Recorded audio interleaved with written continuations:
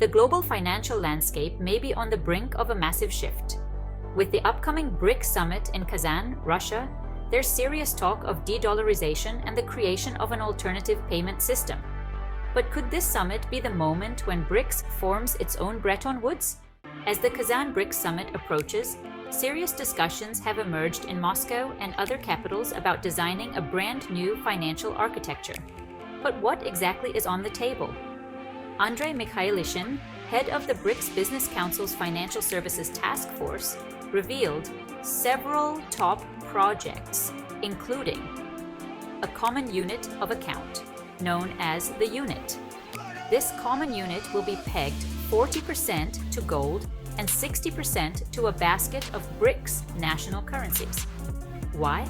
Because BRICS countries are a financial powerhouse. In 2022, BRICS countries represented over 40% of the global population and nearly 31.5% of global GDP when measured in purchasing power parity.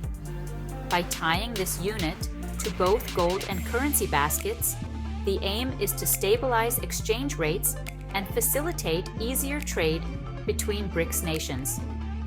BRICS Pay, a blockchain-based payment system, is designed to bypass the US dollar and even SWIFT, the global payments network.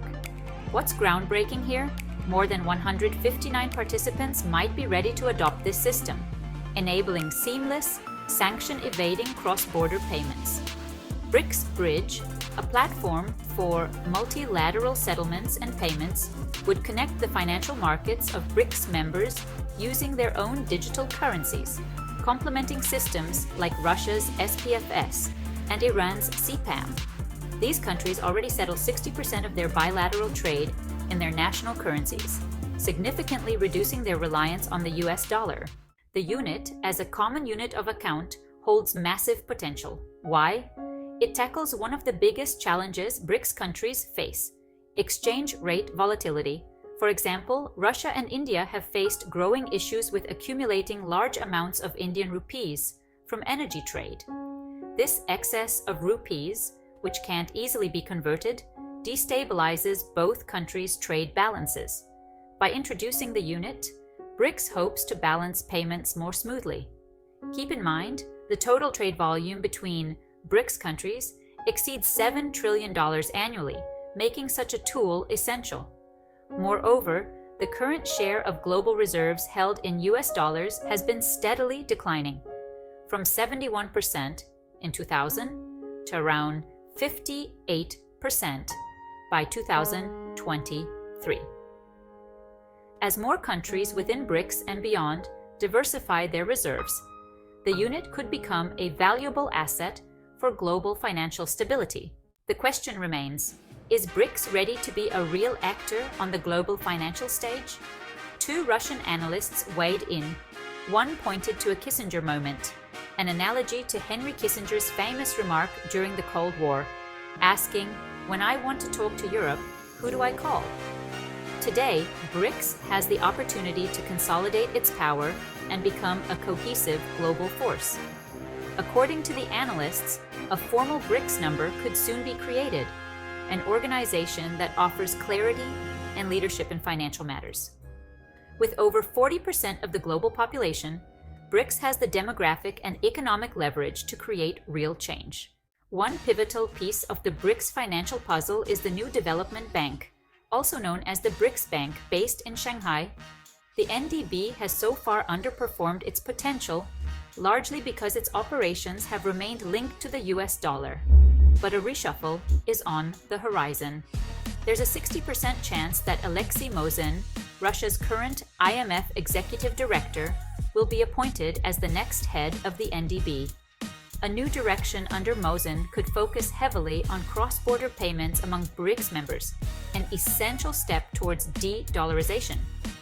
Furthermore, Professor Michael Hudson, a prominent economist, suggests that the NDB could be transformed into a BRICS version of the IMF.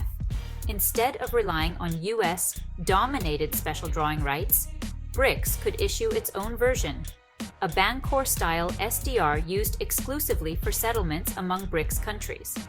If implemented, this would represent a significant challenge to the traditional global financial architecture. Professor Hudson argues that the Kazan summit should be seen as a BRICS Bretton Woods moment.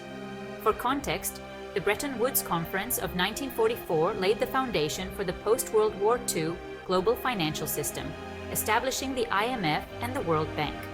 Could Kazan be as transformative? At stake is not just the future of BRICS, but the future of the Global South's relationship with the US dollar. Nations across Africa, Latin America, and Asia owe a significant portion of their external debts, about $1.5 trillion in US dollars. For BRICS to offer an alternative, it must address the overhang of dollar-denominated debts. Time is running out, but the stakes couldn't be higher. As the Russian government makes its final decisions on which projects to support for the summit, it's clear that if BRICS can succeed in developing a cohesive alternative to the dollar, we could witness a financial revolution.